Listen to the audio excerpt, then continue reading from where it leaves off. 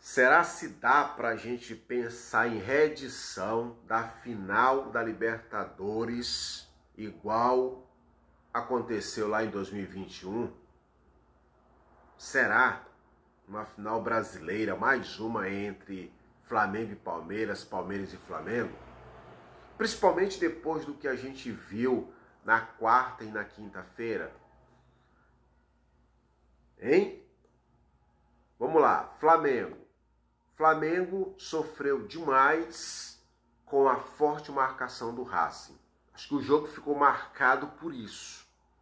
O Flamengo não conseguindo encontrar os espaços necessários, o Flamengo tendo muita dificuldade de construir as jogadas para poder chegar com qualidade ao gol do Racing. Quando chegou, muitas das vezes chegou de forma atabalhoada, de forma desorganizada. Isso principalmente no primeiro tempo, tá? Principalmente no primeiro tempo. No segundo tempo, o time realmente melhorou quando a gente teve as substituições. O Felipe concretizou ali as substituições. Surpreendentemente, o Samuel Lino entrou bem. O Bruno Henrique, mesmo não estando no melhor do seu momento, por todos os aspectos que a gente precisa considerar, ele acabou se saindo bem, principalmente no que tange a pressionar, não é? Ele acabou trazendo ali uma certa correria, entendeu? Então, o Plata também. Então, esses três jogadores acabaram dando uma maior movimentação no ataque do Flamengo, dando a chance para quem estava armando, para quem estava construindo, de encontrar possibilidades, que foi justamente o que o Carrascal fez, quando ele consegue quebrar a linha de marcação até então perfeita do Racing, encontrando o Bruno Henrique entrando na diagonal. E aí, na sobra, o próprio Carrascal, a historinha que todo mundo já sabe, vai lá e faz o gol. Chorado, mas fez o gol, tá? Então, assim, esse jogo ficou claro que o Flamengo tem muita dificuldade de encontrar alternativas quando sofre uma marcação muito bem feita, quando sofre uma marcação quase que perfeita. Não foi perfeita porque sofreu o gol o Racing, tá? E o Racing jogando por aquela bola, né? Aquela bola parada, como foi no primeiro tempo, um escanteio cobrado que o atacante do Racing desvia e o Rossi faz uma belíssima defesa, entendeu? Mas assim, para um time que estava jogando em casa como o Flamengo, que teve maior volume de jogo, maior posse de bola, esse placar ele é muito magrinho, ele é muito pouco, ele é muito discreto, perto do que vai ser o abafa do Racing lá em Avejaneda, na Argentina, tá? Agora, tem um outro detalhe que precisa ser considerado nesse jogo de volta, já fazendo essa projeção para o jogo de volta. O Racing vai ter que sair.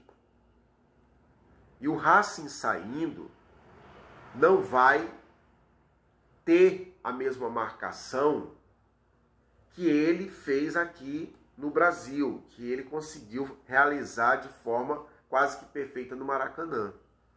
E ele saindo, naturalmente, os espaços, como todos nós já podemos imaginar, vão surgir, vão acontecer, vão aparecer. Resta saber se o Flamengo, se os jogadores que estarão em campo vão saber aproveitar esses contra-ataques.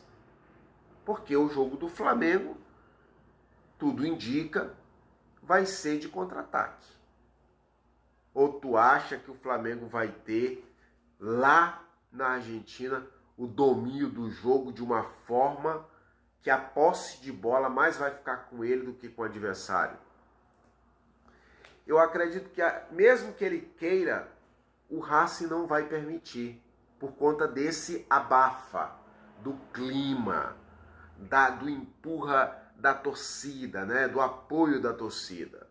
Então, eu vejo esse jogo assim, o Racing em cima, o Racing indo pro abafa, fazendo aquelas ligações diretas, brigando pela segunda bola, entendeu? Como foi o gol do Estudiantes, lembra como foi o gol do Estudiantes? Chutão, que a bola sobra e o cidadão vai lá e chuta cruzado. Então eu vejo esse jogo dessa forma. Por outro lado, eu vejo esse Flamengo com a oportunidade de aproveitar esses contra-ataques, esses espaços que vão surgir. E tem capacidade técnica para tal. Ok? Dessa forma. Caso contrário, esquece. Bem, Palmeiras e LDU. Olha, o Palmeiras vai ter que agora realmente mostrar a sua capacidade de superação diante de uma adversidade talvez a maior do ano, tá? O Abel Ferreira disse em coletiva que ele acredita que 90 minutos é muito tempo no Allianz Parque para ele fazer 3 gols ou até mais. Olha o quanto que o Abel é, vamos dizer assim, eu não vou usar o nome soberbo e nem pretensioso, eu vou usar o termo autoconfiante. O Abel confia muito no time dele a ponto de declarar em entrevista coletiva após o jogo que 90 minutos, segundo tempo do jogo, no Allianz Parque, é muito tempo para o Palmeiras. Ou seja, só o tempo dirá se o Abel está certo ou não. A verdade dos fatos, o Palmeiras não conseguiu jogar contra a LDU, principalmente no primeiro tempo. A LDU imprimia um jogo de tal modo que o Palmeiras não conseguia ficar com a bola. E quando o Palmeiras teve a oportunidade de ficar com a bola, não soube aproveitar, ou foi por estar desorganizado ou por estar sendo afoito nas jogadas. Simples assim. Segundo tempo, então, o Palmeiras, que normalmente a gente costuma ver reagindo, não teve forças. Não conseguiu realizar jogadas, construir jogadas para poder chegar e pelo menos diminuir o placar. Fiquei com a sensação da mesma ideia do jogo contra o Flamengo pelo Campeonato Brasileiro no último domingo. Eu vi isso, o Palmeiras indo para cima, mas sem força, sem qualidade para poder fazer os gols necessários. Eu acreditava que o Palmeiras fosse fazer pelo menos um gol para que no jogo de volta a coisa ficasse mais amena. Mas não aconteceu. Estou sentindo também tanto o Flamengo quanto o Palmeiras pesado. Times cansando, times sentindo o peso da quantidade de jogos, chegando numa parte final tanto de Brasileiro como de Libertadores, faltando pernas para o time. Fisicamente, estou sentindo os dois times, tanto Flamengo quanto Palmeiras, sentindo, não encontrando a condição física adequada para competir com dois times que sequer vão jogar nos finais de semana pelos seus campeonatos. Mas vamos ver o que vai acontecer nos jogos de volta. Abraço!